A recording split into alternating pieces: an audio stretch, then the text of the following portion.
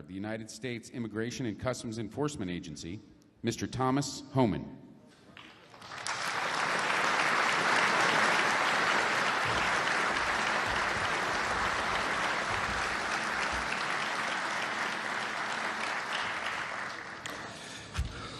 Good afternoon.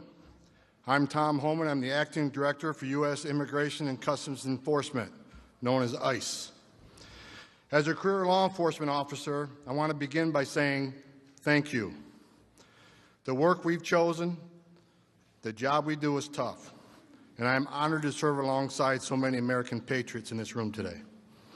To my fellow ICE officers and agents in this room, thank you for the privilege of serving alongside you. I want to especially recognize the Suffolk County PD, the Nassau County PD, the NYPD for their ongoing partnership in Operation Matador, which is dedicated to combating MS-13 in New York City and Long Island, and has thus so far resulted in over 100 arrests.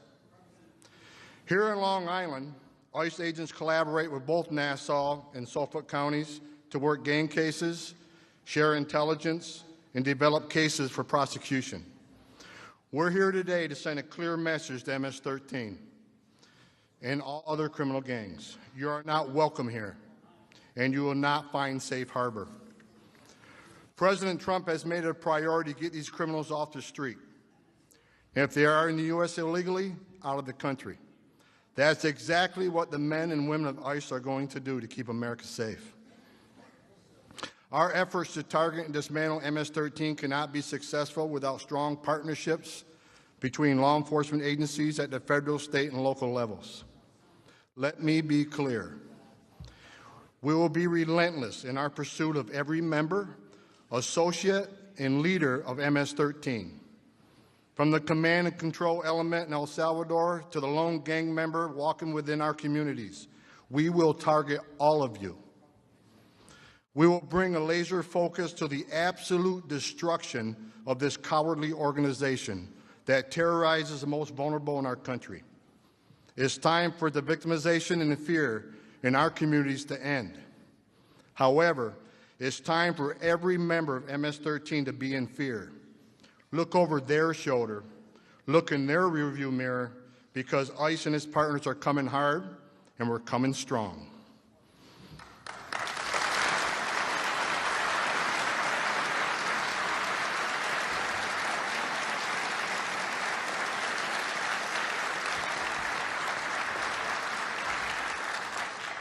At this time, it is my privilege and honor to introduce a tremendous advocate for ICE, for the rule of law, an advocate for everybody in law enforcement, your Congressman, Peter King.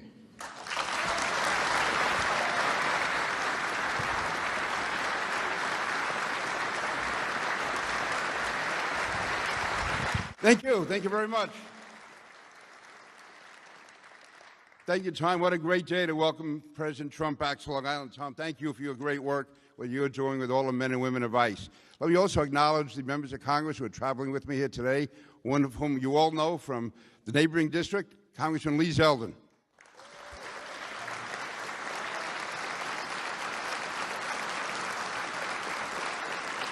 Another guy's almost up in Canada, up in the Buffalo area, Erie County, Chris Collins.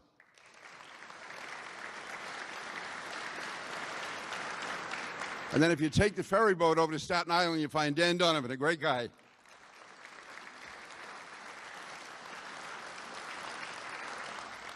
And let me acknowledge all the men and women of law enforcement here today, the local police, the state police, the federal law enforcement, for the outstanding job that you do. Let me thank you for your service, and let me tell you that you will have you can never have a greater advocate in the White House than President Trump. He is...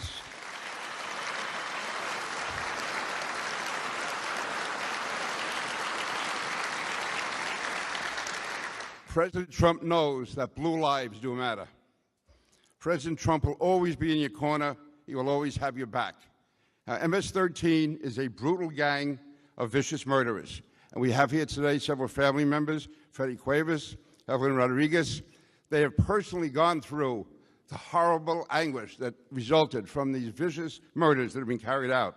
But I can tell you personally, from my conversations in the White House with President Trump, from phone calls he makes to my kitchen on a Sunday morning, that he is absolutely committed to devastating and decimating and destroying MS-13.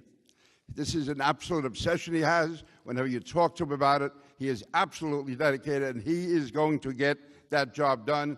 MS-13 is going to be destroyed, and we're not going to worry about political correctness.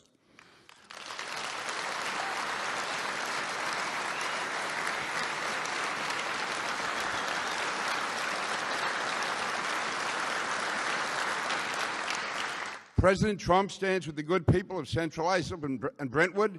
He stands with the people of Long Island and with the people of America. He stands with us, he speaks for us, and he fights for us. And now, ladies and gentlemen, if I would be allowed from one guy who grew up in Queens to another, it is my privilege to introduce the President of the United States of America, Donald Trump.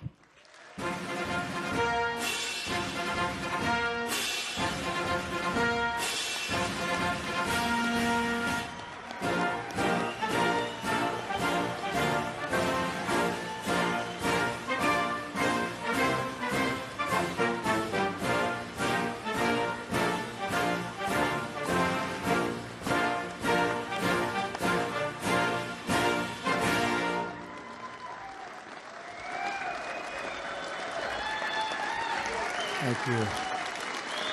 Thank you.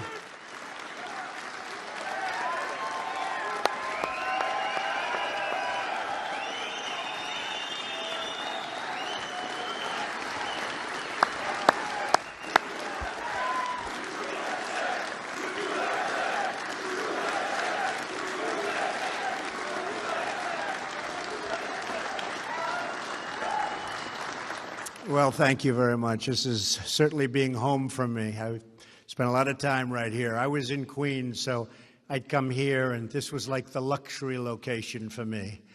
And I love it. I love the people here. Even coming in from the airport, I sat with Nikki Haley, who's here someplace. Where's our Nikki? Ambassador Nikki Haley, who is so incredible.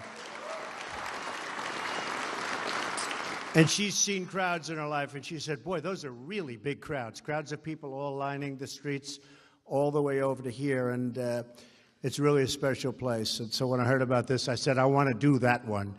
But I really wanted to do it not because of location, but because, as you know, I am the big, big believer and admirer of the people in law enforcement, okay, from day one.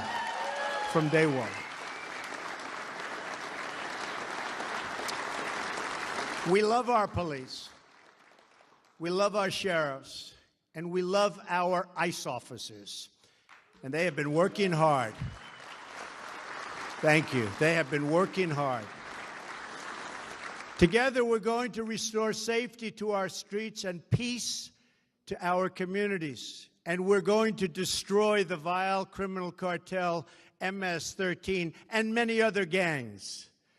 But MS-13 is particularly violent. They don't like shooting people because it's too quick. It's too fast. I was reading one of these animals was caught and explaining they like to knife them and cut them and let them die slowly because that way it's more painful and they enjoy watching that much more. These are animals. We're joined today by police and sheriffs from Suffolk, Nassau, Dutchess, and Ulster counties, state police from New York and New Jersey, many of you I know, great friends, immigration and customs enforcement officers, and law enforcement personnel from a number of federal agencies. So we're loaded up with great people, that's what I call it. And I want to just tell you all together right now, and the reason I came, this is the most important sentence to me, on behalf of the American people, I want to say thank you. Thank you very much. Thank you.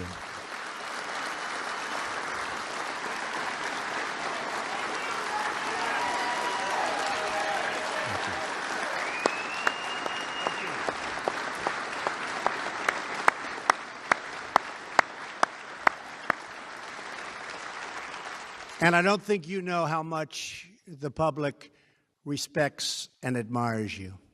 You're saving American lives every day, and we have your backs. Believe me, we have your backs 100%. Not like the old days. Not like the old days.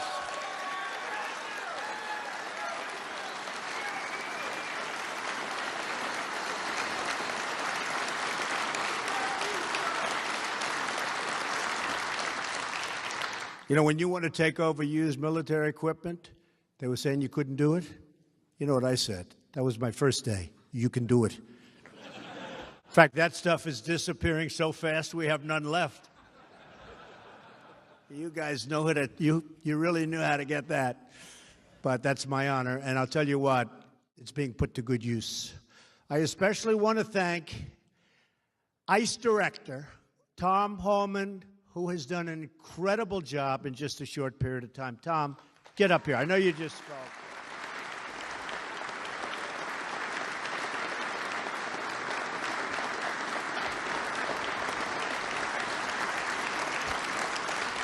Tom is determined to rid our nation of cartels and criminals who are preying on our citizens. And I can only say to Tom, keep up the great work. He's a tough guy. He's a tough cookie. Somebody said the other day, they saw him on television, they were interviewed after that. They said, he looks very nasty. He looks very mean. I said, that's what I'm looking for. That's exactly what I was looking for. And for that, I want to congratulate John Kelly, who has done an incredible job of Secretary of Homeland Security. Incredible. One of our real stars. Truly one of our stars. John Kelly is one of our great stars. You know, the border's down 78%. Under past administrations, the border didn't go down, it went up. But if it went down 1%, it was like this was a great thing. Down 78%. And in fact, the southern border of Mexico, we did them a big favor, believe me. They get very little traffic in there anymore because they know they're not going to get through the border to the United States. So that whole group has been incredible, led by General Kelly. Let me also express our gratitude to the members of the New York delegation here today. Congressman Chris Collins, where's Chris? Where's Chris? Oh, Chris, right from the beginning, he said Trump is going to win. Trump is going to win. That's why I like him. I didn't like him that much before. Now I love him. I'll never...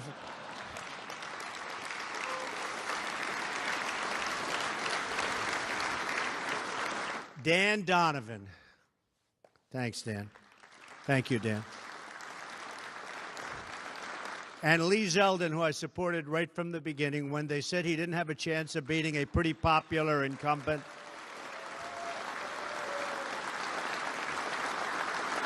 And I saw him in a debate. I said, I think this guy's going to win. But he fought a pretty popular guy. And I said, I think he's going to win. And went heavy for him, and he won. And he won pretty easily, didn't you? Pretty good. I'm proud of you. Great job. And, of course, a legend, somebody that we all know very well, sort of my neighbor, because I consider him a neighbor. But he's really a great and highly respected man in Washington, Congressman Peter King. Peter.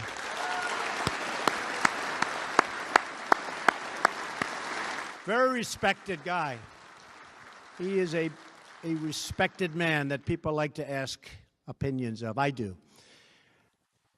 Congressman King and his colleagues know the terrible pain and violence MS-13 has inflicted upon this community and this country. And if you remember, just a little more than 2 years ago, when I came down the escalator with Melania, and I made the speech, people coming into this country, everyone said, what does he know? What's he talking about? And there was Bedlam. Remember Bedlam? And then about 2 months later, they said, you know, he's right. So I'm honored to have brought it to everybody's attention. But the suffering and the pain that we were going through, and now you can look at the numbers, it's a whole different world. And it will get better and better and better because we've been able to start nipping it in the bud. We've nipped it in the bud. Let's call it start nipping it in the bud. And MS-13, the cartel, has spread gruesome bloodshed throughout the United States. We've gotten a lot of them out of here. Big, big percentage, but the rest are coming. They'll be out of here quickly, right? Quickly. Good.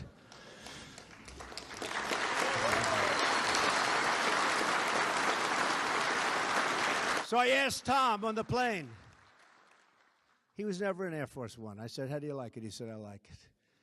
But I said, hey, Tom, let me ask you a question. How tough are these guys, MS-13? He said, they're nothing compared to my guys. Nothing. And that's what you need. Sometimes that's what you need, right?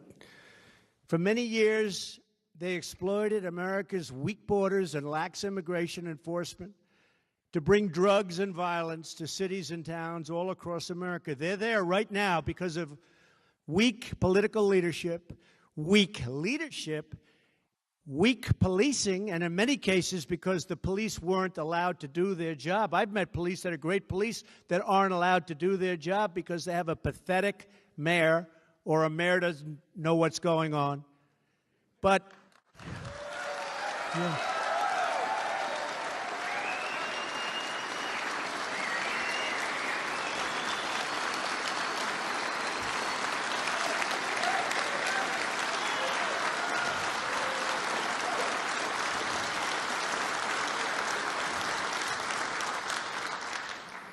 Were you applauding for someone in particular? It's sad. It's sad. You look at what's happening, it's sad. But hopefully, certainly in the country, those days are over. You may have a little bit longer to wait. But from now on, we're going to enforce our laws, protect our borders, and support our police like our police have never been supported before. We're going to support you like you've never been supported before.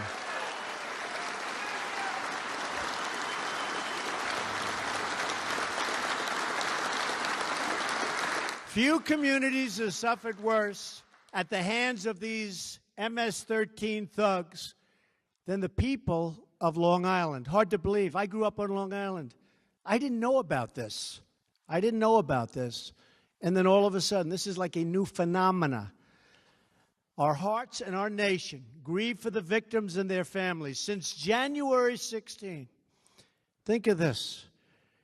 MS-13 gang members have brutally murdered 17 beautiful young lives in this area on Long Island alone. Think of it. They butchered those little girls. They kidnap, they extort, they rape, and they rob. They prey on children. They shouldn't be here. They stomp on their victims. They beat them with clubs. They slash them with machetes. And they stab them with knives. They have transformed peaceful parks and beautiful, quiet neighborhoods into blood-stained killing fields. They're animals.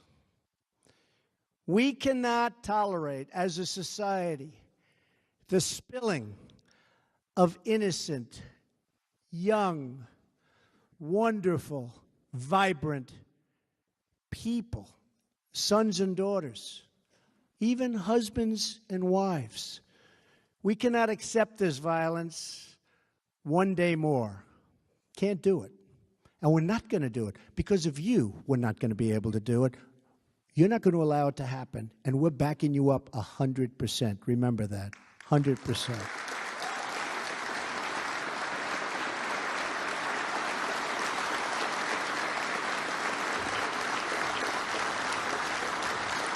It is the policy of this administration to dismantle, decimate, and eradicate MS-13 at every other, and I have to say, MS-13, that's a name, rough groups, that's fine. We got a lot of others.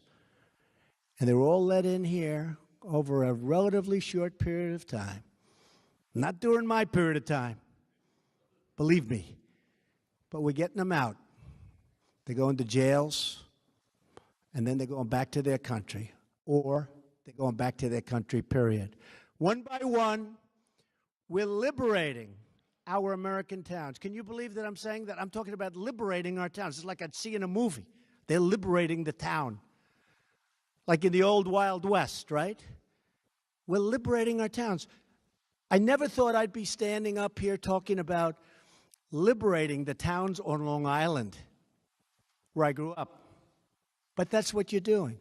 And I can tell you, I saw some photos where Tom's guys, rough guys, they're rough. I don't want to be, say it because they'll say that's not politically correct. You're not allowed to have rough people doing this kind of work. We have to get, just like they don't want to have rich people at the head of Treasury, okay? Like I want a rich guy at the head of Treasury, right?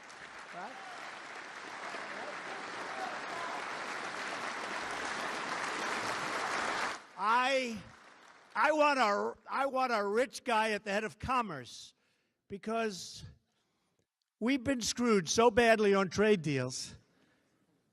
I want people that made a lot of money now to make a lot of money for our country. And by the way, as I was walking up, they just gave me the numbers. Our numbers were just came out this morning. GDP is up double from what it was in the first quarter.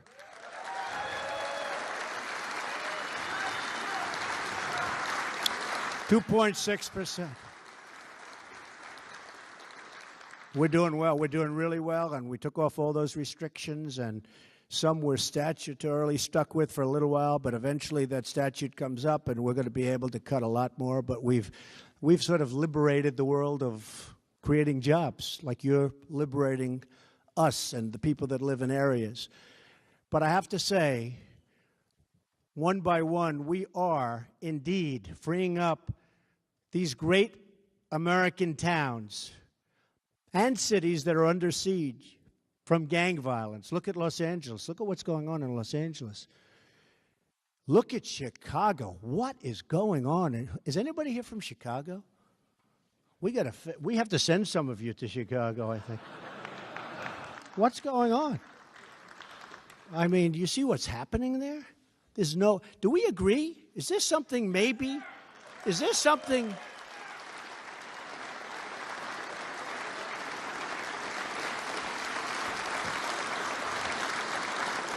I have to tell you one Chicago story. So Chicago is having this unbelievable violence. People being killed, 4, 5, 6 in a weekend. And I'm saying, what is going on? And when I was running, we had motorcycle brigades take us to the plains and stuff. And one of the guys, a really good, you could see a really respected officer, police officer, he was at the head, he was the boss. And you could see he was the boss. He actually talked like the boss. Come on, get lined up, because I'd always take pictures with the police, because I did that. My guy said, don't do it, don't do it.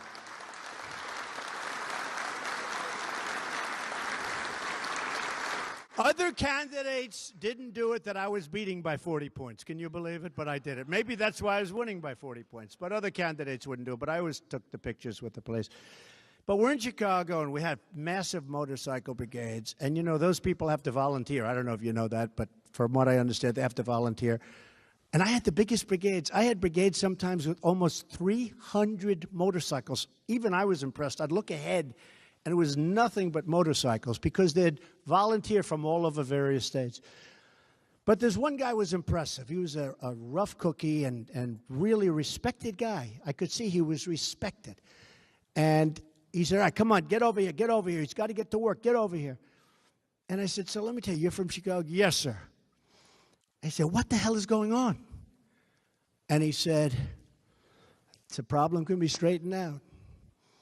I said, how long would it take you to straighten out this problem? He said, if you gave me the authority, a couple of days. I really mean it. I said, you really think so? He said, a couple of days. We know all the bad ones. We know them all. He said, the officers, you guys, you know all the bad ones in your area. You know them by their names. He said, we know them all. A couple of days. I said, you got to be kidding. Now, this is a year and a half ago. I said, give me your card. And he gave me a card. And I sent it to the mayor. I said, you ought to try using this guy. Guess what happened? Never heard. And last week they had another record. It's horrible. But we're just getting started. We will restore law and order on Long Island. We'll bring back justice to the United States. I'm very happy to have gotten a great, great justice of the United States Supreme Court, not only nominated, but approved. And by the way, your Second Amendment is safe.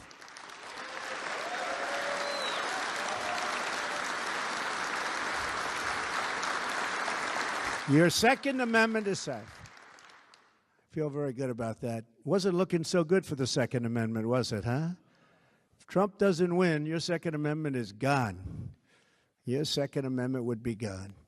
But I have a simple message today for every gang member and criminal alien that are threatening so violently our people. We will find you, we will arrest you, we will jail you, and we will deport you.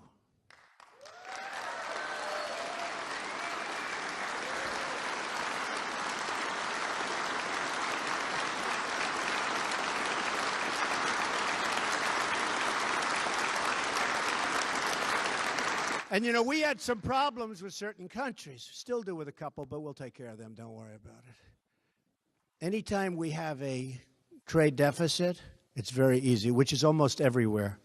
We have trade deficits with almost every country because we had a lot of really bad negotiators making deals with other countries. So it's almost everywhere, so that takes care of itself. But we had certain countries in South America where they wouldn't take the people back.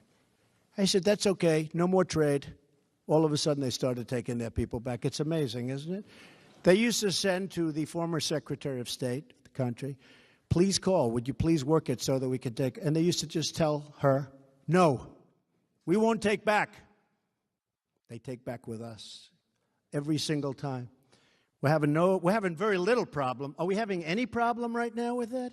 Huh? You better believe it. Give me the names of the few problems. We'll take care of it, this, telling you. It's unbelievable.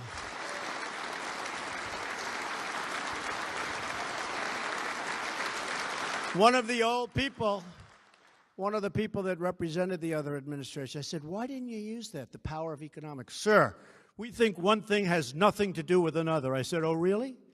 So we'll have big deficits and they won't take back these criminals that came from there and should be back there? Well, believe me, to me, everything matters. But they're all taking them back. ICE officers recently conducted the largest crackdown on criminal gangs in the history of our country. In just 6 weeks, ICE and our law enforcement partners arrested nearly 1,400 suspects and seized more than 200 illegal firearms and some beauties and nearly 600 pounds of narcotics. The men and women of ICE are turning the tide in the battle against Ms13. But we need more resources from Congress, and we're getting them. Congress is actually opening up and really doing a job. They should have approved health care last night, but you can't have everything. Boy, oh boy. They've been working on that one for 7 years. Can you believe that? The swamp. But we'll get it done. We're going to get it done. You know, I said from the beginning, let Obamacare implode and then do it.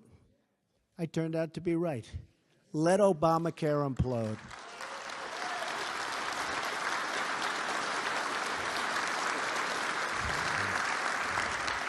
Right now, we have less than 6,000 enforcement and removal officers in ICE. This is not enough to protect a nation of more than 320 million people. It's essential that Congress fund another 10,000 ICE officers, and we're asking for that, so that we can eliminate Ms13 and root out the criminal cartels from our country. Now, we're getting them out anyway, but we'd like to get them out a lot faster. And when you see these towns, and when you see these thugs being thrown into the back of a paddy wagon, you just see them thrown in, rough. I said, please don't be too nice. Like when you guys put somebody in the car and you're protecting their head, you know, the way you put their hand over. Like, don't hit their head, and they've just killed somebody, don't hit their head. I said, you can take the hand away, okay?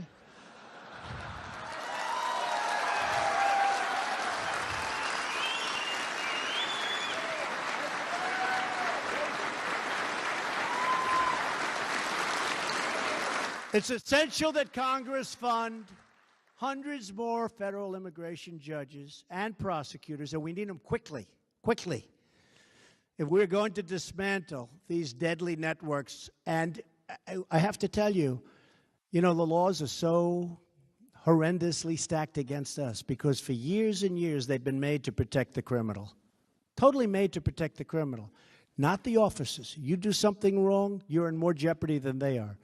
These laws are stacked against you. We're changing those laws.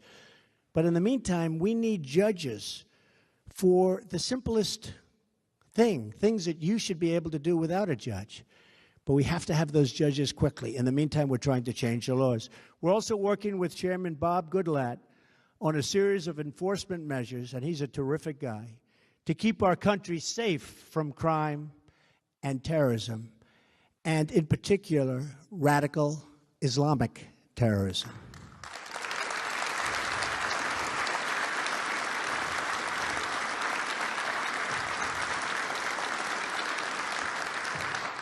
A term never uttered by past administration.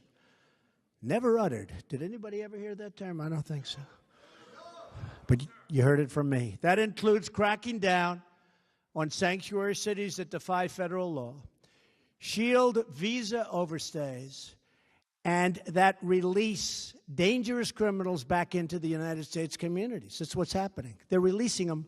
So many deaths where they release somebody back into the community. And they know it's going to end that way. That's the sad. They know it's going to end that way.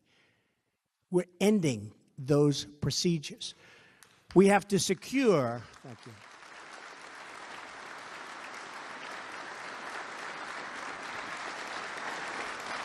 I spoke to parents, incredible parents. I got to know so many parents of children that were so horribly killed, burned to death, beaten to death, just the worst kind of death you can ever, stuffed in barrels. And the person that did it was released, and you'd look at the file, and there were letter after letter after letter of people begging not to let this animal back into society, that this would happen. It would happen quickly. It wasn't even like it would happen over a long period of time. They were saying it would happen quickly. It's total violence. He's a totally violent person. You cannot let this person out. They let the person out, and sometimes it would happen like on the first day. And then you have to talk to the parents and hold the parents and hug them, and they're crying. Crying, their lives are destroyed. And nobody thinks about those people. They don't think about those people. They're devastated. But we're ending so much of that. We're ending, hopefully, all of that. The laws are tough. The laws are stacked against us, but we're ending it.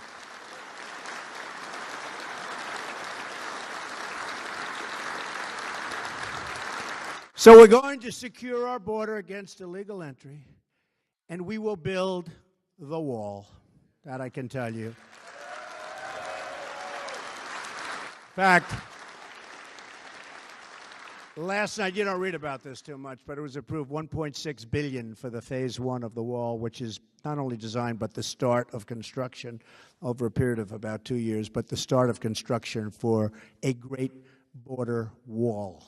And we're going to build it. The wall is vital, and vital as a tool for ending the humanitarian disaster brought on by drug smugglers, and new words that we haven't heard too much of, human traffickers. This is a term that's been going on from the beginning of time, and they say it's worse now than it ever was. You go back 1,000 years where you think of human trafficking. You go back 500 years, 200 years, 100 years. Human trafficking, they say, think of it, what they do, human trafficking is worse now, maybe, than it's ever been in the history of this world. We need a wall. We also need it, though, for the drugs, because the drugs aren't going through walls very easily, especially the walls that I build. I'm a very good builder. You people know that better than most because you live in the area. That's why I'm here. We'll build a good wall. No, we're going to build a real wall. We're going to build a wall that works. And it's going to have a huge impact on the inflow of drugs coming across. The wall is almost, that could be one of the main reasons you have to have it. It's an additional tool to stop the inflow of drugs into our country. The previous administration enacted an open-door policy to illegal immigrants from Central America. Welcome in. Come in, please. Please. As a result, MS-13 surged into the country and scoured and just absolutely destroyed so much in front of it. New arrivals came in, and they were all made recruits of each other. And they fought with each other. And then they fought outside of each other. And it got worse and worse, and we've turned that back.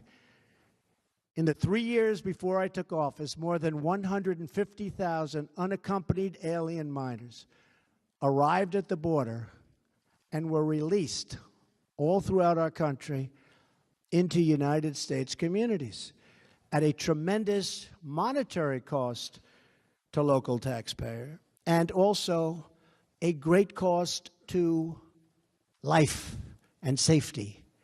Nearly 4,000 from this wave were released into Suffolk County. Congratulations. Including 7 who are now indicted for murder. You know about that. In Washington, D.C. region, at least 42 alien minors from the border surge have been recently implicated in MS-13 related violence, including 19 charged in killings or attempted killings. You say, what happened to the old days where people came into this country?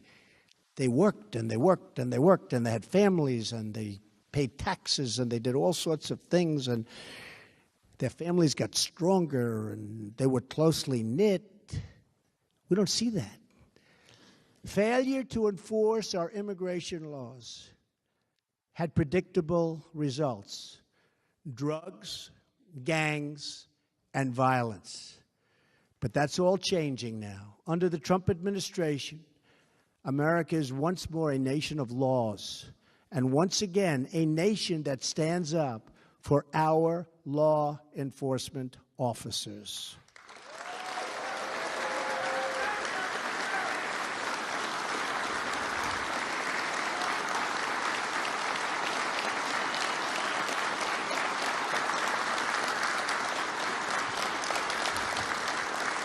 We will defend our country, protect our communities, and put the safety of the American people first.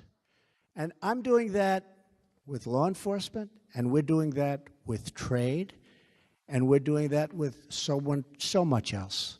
It's called America First. It's called an expression I'm sure you've never heard of: Make America Great Again. Has anybody heard that expression? Who heard that?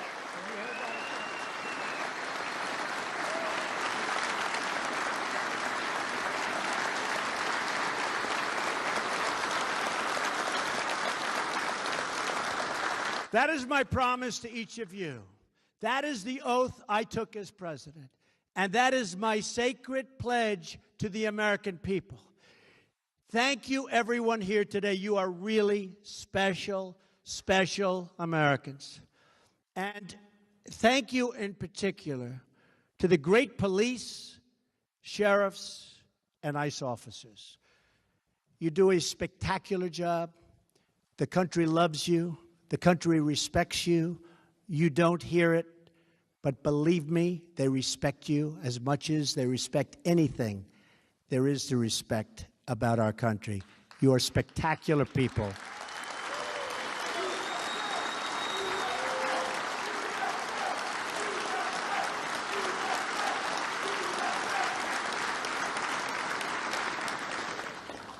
Because of the danger of your job, which people also understand fully, I leave you with the following. Thank you, and may God bless you. May God bless the United States of America. Thank you very much. Thank you. Thank you very much.